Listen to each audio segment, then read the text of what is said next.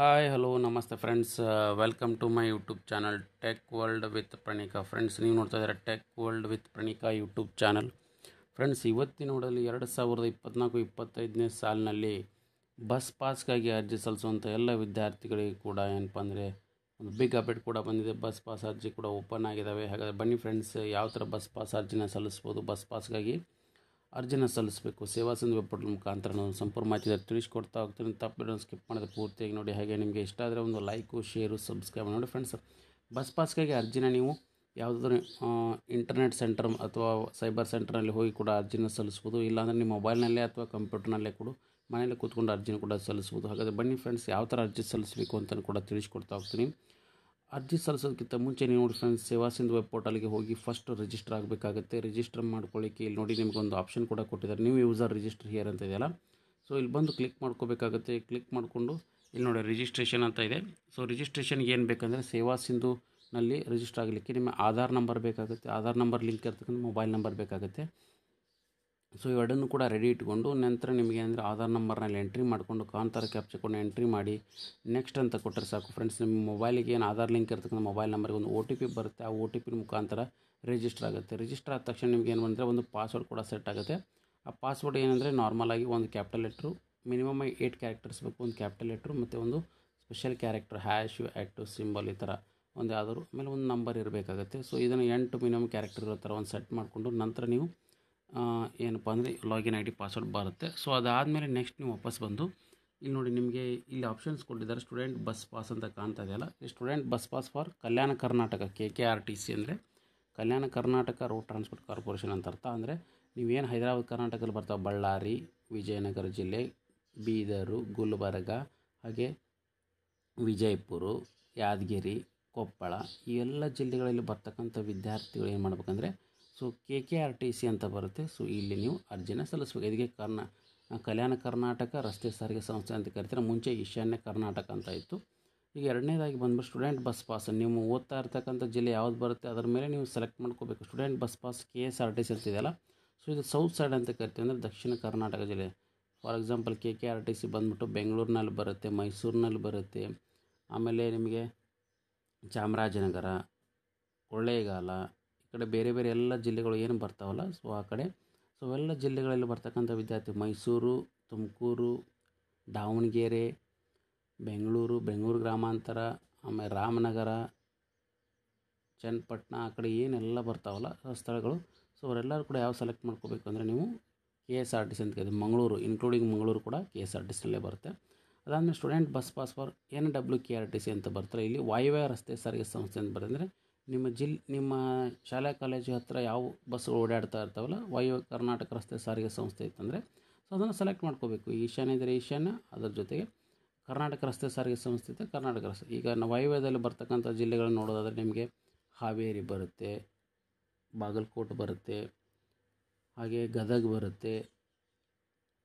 ಆಮೇಲೆ ಈ ಕಡೆ ನಿಮಗೆ ಬರ್ತಕ್ಕಂಥ ನಿಯರ್ ಬೈ ಜಿಲ್ಲೆಗಳು ಯಾವ್ಯಾವ ಇದಾವಲ್ಲ, ಸೊ ಅವೆಲ್ಲ ಜಿಲ್ಲೆಗಳಲ್ಲಿ ಏನು ಬರ್ತಂದರೆ ವಾಯುವ್ಯ ಕರ್ನಾಟಕ ರಸ್ತೆ ಸಾರಿಗೆ ಸಂಸ್ಥೆ, ಹುಬ್ಬಳ್ಳಿ ಧಾರವಾಡ ಇರ್ಬೋದು. ಇವೆಲ್ಲ ಜಿಲ್ಲೆಗಳಲ್ಲಿ ನೀವೇನು ಮಾಡ್ಕೋಬೇಕಂದ್ರೆ ನಿಮ್ಮ ವಾಯುವ್ಯ ಕರ್ನಾಟಕ ರಸ್ತೆ ಸಾರಿಗೆ ಸಂಸ್ಥೆ ಬಸ್ಗಳು ಓಡಾಡ್ತಾ ಇದ್ದಾವೆ ಅಂತ ಕನ್ಫರ್ಮ್ ಮಾಡ್ಕೊಂಡು ನಂತರ ಅದನ್ನು ನೀವು ಯಾವ ಜಿಲ್ಲೆಯಲ್ಲಿ ಓದ್ತಾ ಇದ್ದಾರಲ್ಲ ಆ ಜಿಲ್ಲೆಯಲ್ಲಿರ್ತಕ್ಕಂಥ ಬಸ್ ಪಾಸ್ಗೆ ನೀವು ಅರ್ಜಿನ ಕೂಡ ಸಲ್ಲಿಸಬೇಕು. ಈಗ ವಾಯುವ್ಯ ಕರ್ನಾಟಕ ಬಂತಂದರೆ student bus pass for NWKSRTC ಅಂತ ಇದ್ದರೆ ಇಲ್ಲಿ ಕ್ಲಿಕ್ ಮಾಡ್ಕೋತೀವಿ ನೋಡಿ. ಸೊ NWKSRTC ಅಂತ ಕ್ಲಿಕ್ ಮಾಡ್ಕೊಂಡ ನಂತರ ನಿಮಗೆ ಇಲ್ಲೊಂದು ಲಾಗಿನ್ ID ಪಾಸ್ವರ್ಡ್ ಕೂಡ ಕೇಳುತ್ತೆ. Application for issue of new bar renewal with modification of the student bus pass NWKSRTC ಅಂತ ಬರುತ್ತೆ. ನೀವು KKRTC ಇದ್ದರೆ KKRTC ಬರುತ್ತೆ, ಇದು ಬಂದರೆ ಇದು ಬರುತ್ತೆ. ಸೊ ಇದು ಬಂದ ಮೇಲೆ ನಿಮಗೆ ಒಂದು ಓಪನ್ ಆಗುತ್ತೆ. ಏನಪ್ಪ ಅಂದರೆ ವಾಯುವ್ಯ ಕರ್ನಾಟಕ ರಸ್ತೆ ಸಾರಿಗೆ ಸಂಸ್ಥೆ ವಿದ್ಯಾರ್ಥಿಗಳ ಸ್ಟಡಿ ಸರ್ಟಿಫಿಕೇಟ್ ವ್ಯಾಸಂಗ ಪ್ರಮಾಣ ಪತ್ರ, ಅಂದರೆ ನಿಮ್ಮ ಪ್ರಿನ್ಸಿಪಲ್ ಕಡೆಯಿಂದ ಒಂದು ದೃಢೀಕರಣ ತೊಗೋಬೇಕು. ಅದನ್ನು ಅಪ್ಲೋಡ್ ಕೂಡ ಮಾಡ್ಕೊಳ್ಳೋಕ್ಕೆ ನಿಮಗೆ ಬರುತ್ತೆ. ಸೊ ಇಲ್ಲಿ ನೋಡಿ ನಿಮಗೆ ಲಾಗಿನ್ ID ಏನು ಸೆಟ್ ಮಾಡ್ಕೊಂಡಿರ್ತಲ್ಲ ಅದೇ ಸೆಟ್ ಬಂದಿರುತ್ತೆ. ಅದನ್ನು ನೀವು ಕ್ಲಿಕ್ ಮಾಡ್ಕೋಬೇಕಾಗುತ್ತೆ. ನಂತರ ಇಲ್ಲಿ ನೋಡಿ ಫ್ರೆಂಡ್ಸ್, ಇಲ್ಲಿ ಕಾಂತಾರ ಕ್ಯಾಪ್ಚರ್ ಕೋಡ್ನು ಕೂಡ ಇಲ್ಲಿ ಎಂಟ್ರಿ ಮಾಡ್ಕೋಬೇಕಾಗುತ್ತೆ.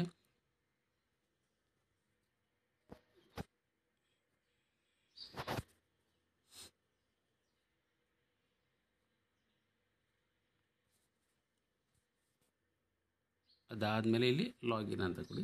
ಸೊ ಆಟೋಮೆಟಿಕ್ಲಿ ಲಾಗಿನ್ ಆಗುತ್ತೆ ನೋಡಿ ಫ್ರೆಂಡ್ಸ್. ಈಗ ಲಾಗಿನ್ ಆದಮೇಲೆ ಒಂದು ವೆಬ್ ಪೇಜ್ ಕೂಡ ಓಪನ್ ಆಗುತ್ತೆ. ನಿಮಗೆ ಸಪ್ರೇಟಾಗಿರ್ತಕ್ಕಂಥ ವೆಬ್ ಪೇಜ್ ಕೂಡ ಓಪನ್ ಆಗುತ್ತೆ. ಆ ವೆಬ್ ಪೇಜ್ ಮುಖಾಂತರ ಕೂಡ ನೀವು ಇಲ್ಲಿ ಅರ್ಜಿಯನ್ನು ಕೂಡ ಸಲ್ಲಿಸ್ಬೋದಾಗಿದೆ.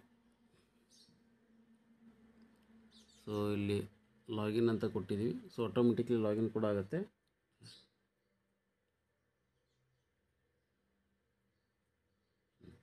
ಓಕೆ, ಈಗ ಇಲ್ಲಿ ನೋಡಿ, dear student, upload latest photo in Aadhaar and then apply for student pass ಅಂತಂದರೆ, ಈಗ ಬಸ್ ಪಾಸ್ನಲ್ಲಿ ಅರ್ಜಿ ಸಲ್ಲಿಸೋಕ್ಕೆ ಏನು ಮಾಡುತ್ತೆ ಅಂದರೆ ಅದು ನಿಮ್ಮ ಆಧಾರ್ ಕಾರ್ಡ್ನಲ್ಲಿ ಇರ್ತಕ್ಕಂಥ ಫೋಟೋನೇ ತೊಗೊತಾ ಇರೋದ್ರಿಂದ ನಿಮ್ಮ ಆಧಾರ್ ಕಾರ್ಡ್ನಲ್ಲಿ ಹೊಸದಾಗಿ ಈಗ ಏನಂದರೆ ಫೋಟೋನ ನೀವು ಕ್ಯಾಪ್ಚರ್ ಮಾಡಿಸಿ ಅಪ್ಲೋಡ್ ಮಾಡಿರ್ತಕ್ಕಂಥ ಫೋಟೋನ ಯೂಸ್ ಮಾಡ್ಕೊಳ್ಳಿ ಅಂತ ಕೊಟ್ಟಿದೆ. ಅಂದರೆ upload latest photo in Aadhaar and then apply for student pass ಅಂತ ಕೊಟ್ಟು, ಅಂದರೆ ಅದೇ ಫೋಟೋ ಕೂಡ ಪ್ರಿಂಟ್ ಆಗಿ ನಿಮಗೆ ಬಸ್ ಪಾಸ್ ಯೂಸ್ ಮಾಡ್ಕೋತೆ. ಸೊ ಹಾಗೆ ಓಕೆ ಅಂತ ಕೊಡಿ.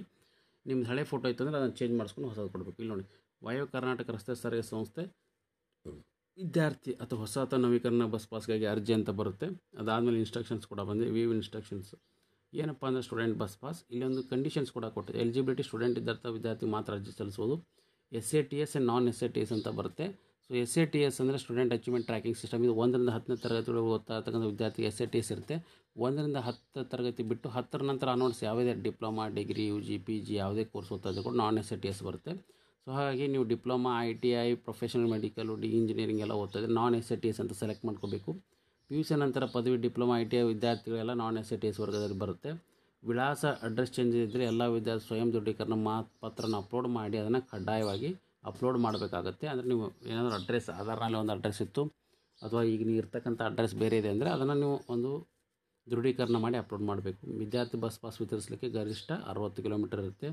ವಿದ್ಯಾರ್ಥಿ ವಿದ್ಯಾಸಂಸ್ಥೆಯಿಂದ ಮುಖ್ಯಸ್ಥರಿಂದ ದೃಢೀಕರಣ ಪತ್ರ ಅಂತ ಅದು ಹೇಳಿದ್ಮೇಲೆ ಒಂದು ಲೆಟರ್ ಕೂಡ ತೊಗೋಬೇಕಾಗತ್ತೆ. ಸೊ ನೀವು ಯಾವ ಕಾಲೇಜಲ್ಲಿ ಓದ್ತಾ ಇದ್ರೆ ಅಲ್ಲಿ ನಾನು ಈ ಕಾಲೇಜಲ್ಲಿ ವ್ಯಾಸಂಗ ಮಾಡ್ತಾಯಿದ್ದೀನಿ ಅಂಥೇಳಿ ಆ ಸರ್ಟಿಫಿಕೇಟ್ ಕೂಡ ಬರುತ್ತೆ. ಅದನ್ನು ಕಡ್ಡಾಯವಾಗಿ ಇರುವುದಿಲ್ಲ ಅಂತ ಕೊಟ್ಟಿದ್ದಾರೆ. ಅಂದರೆ SATS ವಿದ್ಯಾರ್ಥಿಗೆ ಇರೋದಿಲ್ಲ, ನಾನ್ SATS ವಿದ್ಯಾರ್ಥಿ ಕಡ್ಡಾಯವಾಗಿ ಅದನ್ನು ಸಬ್ಮಿಟ್ ಮಾಡಲೇಬೇಕು. ಅಂದರೆ ಡಿಗ್ರಿ ಓದ್ತಾ ಇರ್ತಕ್ಕಂಥ, ಡಿಪ್ಲೊಮಾ ಓದ್ತಾ ಇರ್ತಕ್ಕಂಥ, ITI ಅದನ್ನೆಲ್ಲ ದೃಢೀಕರಣ ಕೊಡ್ತಾರೆ.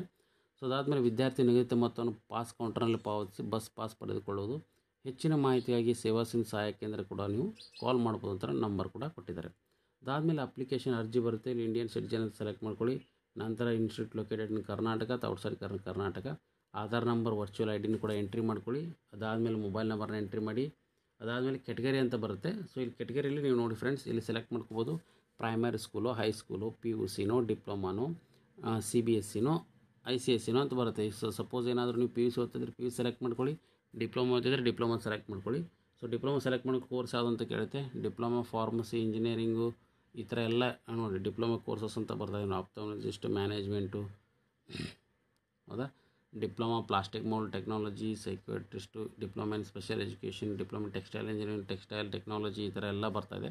ಸೊ ನೀವೇನು ಮಾಡ್ಕೋಬೇಕಂದ್ರೆ ಇಲ್ಲಿ ಆಪ್ಷನ್ಸ್ ನೋಡಿ, ಡಿಪ್ಲೊಮಾ ಇನ್ ಕೋರ್ಸಸ್ ಅಂತ ಸೆಲೆಕ್ಟ್ ಮಾಡಿ. ಡಿಪ್ಲೊಮಾ ಕೋರ್ಸಸ್ ಸೆಲೆಕ್ಟ್ ಮಾಡಿಕೊಂಡು ಸ್ಟಡಿಂಗ್ ಫಸ್ಟ್ ಇಯರ್ ಇದ್ದರೆ ಫಸ್ಟ್ ಇಯರ್ ಅಂದರೆ ಮೊದಲನೇ ವರ್ಷ ಡಿಪ್ಲೊಮಾ ಇದ್ದರೆ ಫಸ್ಟ್ ಇಯರ್, ಎರಡನೇ ವರ್ಷ ಡಿಪ್ಲೊಮಾ ಇದ್ದರೆ ಸೆಕೆಂಡ್ ಇಯರ್, ಮೂರನೇ ವರ್ಷ ಡಿಪ್ಲೊಮಾ ಇದ್ದರೆ third year. So first year ಇದ್ದರೆ ಫಸ್ಟ್ ಇಯರ್. ಅದಾದಮೇಲೆ ಗೆಟ್ ಡೀಟೇಲ್ಸ್ ಅಂತ ಕೊಡಬೇಕಾಗುತ್ತೆ. ಎಂಟರ್ ಆಲ್ ದ ಫೀಲ್ಡ್ಸ್ ಅಂತ ಬರುತ್ತೆ. ಸೊ ಅಂದರೆ ಇಲ್ಲಿ ನೀವು ಎಲ್ಲನೂ ಕೂಡ ನಿಮ್ಮ ಆಧಾರ್ ನಂಬರು, ಮೊಬೈಲ್ ನಂಬರ್ನ ಕಡ್ಡಾಯವಾಗಿ ಎಂಟ್ರಿ ಮಾಡ್ಕೋಬೇಕಾಗತ್ತೆ. ಸೊ ಅದಾದಮೇಲೆ ಜಸ್ಟ್ ನಿಮಗೆಲ್ಲ ಡೀಟೇಲ್ಸು ಕೂಡ ಫೆಚ್ ಆಗ್ತಾ ಹೋಗುತ್ತೆ. ಇಲ್ಲಿ ತೋರಿಸಿ ನೋಡಿ. ಓಕೆ, ಸೊ ಅದಾದಮೇಲೆ ನೆಕ್ಸ್ಟ್ ನೋಡಿ ಫ್ರೆಂಡ್ಸ್, ನಿಮ್ಮ ಮೊಬೈಲ್ ನಂಬರ್ನು ಕೂಡ ಎಂಟ್ರಿ ಮಾಡ್ಕೊಳ್ಳಿ. ಇಲ್ಲ ಒಂದು ಕನ್ಸೆಂಟ್ ಕೂಡ ಕೊಡಬೇಕಾಗತ್ತೆ ನೀವು, ಐ ಅಗ್ರೀಡ್ ಅಂತ. ಕನ್ಸೆಂಟ್ ಅಂತ ಕೊಟ್ಟ ಮೇಲೆ ನೆಕ್ಸ್ಟ್ ನಿಮಗೇನು ಬರ್ತಂದರೆ, ಸೊ ಮೊಬೈಲ್ ನಂಬರ್ನು ಕೂಡ ಕಂಪಲ್ಸರಿಯಾಗಿ ತೊಗೊಳುತ್ತೆ. ಸೊ ಮೊಬೈಲ್ ನಂಬರ್ನು ಕೂಡ ಎಂಟ್ರಿ ಮಾಡ್ಕೊಳ್ಳಿ. ಎಂಟ್ರಿ ಮಾಡಿಕೊಂಡು ನಂತರ ಇಲ್ಲಿ ನಿಮಗೆ ಗೆಟ್ ಡೀಟೇಲ್ಸ್ ಅಂತ ಬರುತ್ತೆ. ಸೊ ಗೆಟ್ ಡೀಟೇಲ್ಸ್ನ ಕೊಟ್ಟು ನಂತರ ಕಾಣ್ತಾ ಇರೋ ಕ್ಯಾಪ್ಚರ್ ಕೋಡ್ನ ಎಂಟ್ರಿ ಮಾಡಿಕೊಂಡು ಇಲ್ಲಿ ನೋಡಿ ಫ್ರೆಂಡ್ಸ್, ಅದಾದಮೇಲೆ ಸಬ್ಮಿಟ್ ಅಂತ ಕೊಡಬೇಕಾಗುತ್ತೆ.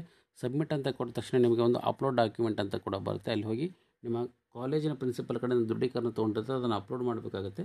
ಸೊ ಅಪ್ಲೋಡ್ ಮಾಡಿದ ಮೇಲೆ ನಿಮಗೆ ನೆಕ್ಸ್ಟ್ ಏನು ಕೊಡುತ್ತಂದರೆ ಅದು ಯಾವ ಡಿಸ್ಟಿಕ್ಕು, ಅದಾದಮೇಲೆ ಎಲ್ಲಿಂದ ತೊಗೊತಾ ಇದ್ದೀರಾ, ವಾಯ ಯಾವುದು ಚೇಂಜ್ ಮಾಡ್ಕೋಬೇಕು ಬಸ್ಸು, ಮತ್ತು ಅದಾದಮೇಲೆ ಎಲ್ಲಿಂದ ಎಲ್ಲಿಗೆ ಹೋಗಬೇಕು ಅನ್ನೋ ಪ್ರಯಾಣ ಕೂಡ ಡೀಟೇಲ್ಸ್ನಲ್ಲಿ ಎಂಟ್ರಿ ಮಾಡ್ಕೋಬೇಕಾಗುತ್ತೆ ಫ್ರೆಂಡ್ಸ್. ಸೊ ಎಂಟ್ರಿ ಮಾಡ್ಕೊಂಡು ನಂತರ ನಿಮಗೆ ಏನು ಬರ್ತಂದರೆ ಫೈನಲಿ ನಿಮಗೆ ಸಬ್ಮಿಟ್ ಆಪ್ಷನ್ ಕೂಡ ಬರುತ್ತೆ. ಅಂದರೆ ನೀವು ಎಲ್ಲಿಂದ ಎಲ್ಲಿಗೆ, ಫಾರ್ ಎಕ್ಸಾಂಪಲ್ ಈಗ ಒಂದು 60 ಕಿಲೋಮೀಟ್ರ್ ಒಳಗೆ ಬರ್ತಕ್ಕಂಥ ಒಂದು ಎಕ್ಸಾಂಪಲ್ ತೊಗೊಂಡ್ರೆ, ಈಗ ಮುಧೋಳದಿಂದ ನೀವು ಜಮಖಂಡಿ ಹೋಗ್ತಾ ಇದ್ದರೆ ಡೈರೆಕ್ಟಾಗಿ ಅಲ್ಲಿ ಹೋಗ್ಬೋದು.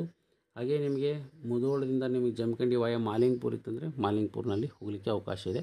ಸೊ ಹಾಗಾಗಿ ನೀವು ಯಾವ ಥರ ಅಡ್ಡಾಡ್ತೀರಾ ಅನ್ನೋದನ್ನು ನೀವು ಸೆಲೆಕ್ಟ್ ಮಾಡ್ಕೋಬೇಕು. ನಿಮ್ಮ ನೇಟಿವ್ ಎಲ್ಲಿ ಬರುತ್ತೆ ಅದರ ಮೇಲೆ 60 ಕಿಲೋಮೀಟ್ರ್ ಒಳಗೆ ಕೂಡ ಕೊಡ್ತಾರೆ ನಿಮಗೆ. ಸೊ ಹಾಗಾಗಿ ನಿಮಗೆ ಯಾವ ಥರದ ಆಪ್ಷನ್ಸ್ಗಳು ಬೇಕು ಅನ್ನೋದನ್ನು ಕೂಡ ಇಲ್ಲಿ ನೀವು ಟಿಕ್ ಮಾಡ್ಕೋಬೇಕಾಗುತ್ತೆ. ನಂತರ ಅಲ್ಲಿ ಸಬ್ಮಿಟ್ ಮಾಡಬೇಕಾಗುತ್ತೆ. ಸಬ್ಮಿಟ್ ಮಾಡಿದ ಮೇಲೆ ಇದನ್ನೆಲ್ಲ ಪ್ರಿಂಟೌಟ್ನ ತೊಗೊಂಡು ಅದಾದಮೇಲೆ ನೆಕ್ಸ್ಟ್ ನಿಮಗೆ ಇಲ್ಲಿ ಒಂದು ಆಪ್ಷನ್ ಕೂಡ ಬರುತ್ತೆ, ನೀವು ಟ್ರ್ಯಾಕ್ ಸ್ಟೇಟಸ್ ಅಂತ ಕೂಡ ಇರುತ್ತೆ. ಇಲ್ಲಿ ಅಪ್ಲಿಕೇಶನ್ ಹಾಕಿದ ಮೇಲೆ ಇಲ್ಲಿ ನೋಡಿ friends, view status of the application ಅಂತ ಬರುತ್ತೆ. Track application status. ಅದಾದಮೇಲೆ ಇಲ್ಲಿ ಅಪ್ಲಿಕೇಶನ್ ಸ್ಟೇಟಸ್ ಕೂಡ ಚೆಕ್ ಮಾಡ್ಕೋಬೋದು ನೀವು, ಅಪ್ಲಿಕೇಶನ್ ಏನಾಗಿದೆ. ಆಮೇಲೆ ಇದು ಸಕಾಲ ವ್ಯಾಪ್ತಿಯಲ್ಲಿ ಬರೋದರಿಂದ ನಿಮಗೆ ನೋಡಿ ಫ್ರೆಂಡ್ಸ್, ಮ್ಯಾಕ್ಸಿಮಮ್ ನಿಮಗೆ ಸೊ ಅರ್ಜಿನ 1 ವಾರ ಒಳಗಡೆ ಡಿಸ್ಪೋಸ್ ಮಾಡೋದಿರುತ್ತೆ. ಸೊ ಹಾಗಾಗಿ ನೀವೇನು ಮಾಡ್ಬೇಕಂದ್ರೆ ಅರ್ಜಿನ ಸಬ್ಮಿಟ್ ಮಾಡಿದ ಮೇಲೆ ಇಮಿಡಿಯೇಟಾಗಿ ಅದನ್ನು ಪ್ರಿಂಟೌಟ್ನ ತೆಗೆದು ನಿಮ್ಮ ಕಾಲೇಜಿನಲ್ಲಿರ್ತಕ್ಕಂಥ ಯಾವುದೇ ರೀತಿ, ಇಲ್ಲಾಂದರೆ ನಿಮ್ಮ ಕಾಲೇಜಿನ ಕೇಸ್ ವರ್ಕರ್ಗೆ ಹೋಗಿ ಕೊಡ್ಬೋದು. ಇಲ್ಲಪ್ಪ ಅಂದರೆ ನಿಮಗೆ ಆಪ್ಷನ್ಸ್ ಇದೆ, ಡೈರೆಕ್ಟಾಗಿ ನೀವು KSRTC ಯಾವ ಡಿಪೋದಲ್ಲಿ ಅರ್ಜಿ ಹಾಕಿರ್ತೀರ ಆ ಡಿಪೋದಲ್ಲಿ ಹೋಗಿ, ಅಂದರೆ ಯಾವ depot, for example Jamkhandi depot, Mudhol depot, Bagalkote depot, Haveri depot, Hangal depot, ಯಾವ ಡಿಪೋ ಬರುತ್ತಲ್ಲ, ಸೊ ಆ ಥರ ಒಂದು ಡಿಪೋ ಇರ್ತವೆ. ಸೊ ಅಲ್ಲಿ ಹೋಗಿ ನೀವು ನಿಮ್ಮ ಯಾವ ಡಿಪೋ ಬರುತ್ತೆ, ನಿಮ್ಮ ಕಾಲೇಜ್ ಇನ್ಸ್ಟಿಟ್ಯೂಟ್ ಹತ್ತಿರ ಯಾವ ಡಿಪೋ ಇದೆ ಅಲ್ಲಿ ಹೋಗಿ ಆ ಡಿಪೋ ಮ್ಯಾನೇಜರ್ ಸಬ್ಮಿಟ್ ಮಾಡಿ ಅಮೌಂಟ್ನ ಪೇ ಮಾಡಿದರೆ ಸಾಕು ಕೌಂಟರ್ನಲ್ಲಿ. ಸೊ ಇಮ್ಮಿಡಿಯೇಟಾಗಿ 1 ರಿಂದ 2 ದಿನದ ಪ್ರಿಂಟ್ ಆಗಿ ನಿಮಗೆ ಬಸ್ ಪಾಸ್ ಕೂಡ ಇಶ್ಯೂ ಮಾಡ್ತಾರೆ. ನಂತರ ನೀವು ಅದನ್ನು ಯೂಸ್ ಮಾಡಿಕೊಂಡು ಟ್ರಾವೆಲ್ ಕೂಡ ಮಾಡ್ಬೋದು ಫ್ರೆಂಡ್ಸ್. ಈ ಥರ ಒಂದು ಏನಪ್ಪ ಅಂದರೆ ಪ್ರೊಸೀಜರ್ ಇರೋದರಿಂದ ಎಲ್ಲ ವಿದ್ಯಾರ್ಥಿಗಳು ಕೂಡ ಇದನ್ನೇ ಫಾಲೋ ಮಾಡಬೇಕಾಗತ್ತೆ. ಯಾವುದೇ ಒಂದು ತೊಂದರೆ ಇರಲಾರ್ದೆ ಬಸ್ ಪಾಸ್ಗೆ ಈಗ ಅನುಕೂಲ ಆಗಿದೆ. ಸೊ ಅರ್ಜಿನ ಸಲ್ಲಿಸಿ ಬಸ್ ಪಾಸನ್ನು ಪಡ್ಕೊಳ್ಳಿ. ಏನೇ ಡೌಟ್ಸ್ಗಳಿದ್ದರೆ ತಪ್ಪದೆ ಕಮೆಂಟ್ ಬಾಕ್ಸಲ್ಲಿ ಕಮೆಂಟ್ ಮಾಡಿ. ಆ್ಯಂಡ್ ಲೇಟೆಸ್ಟ್ ಆಗಿರ್ತಕ್ಕಂಥ ಎಲ್ಲ ವಿಡಿಯೋಸ್ ಚಾನಲ್ ಸಬ್ಸ್ಕ್ರೈಬ್ ಮಾಡಿ. And finally thanks for watching the video.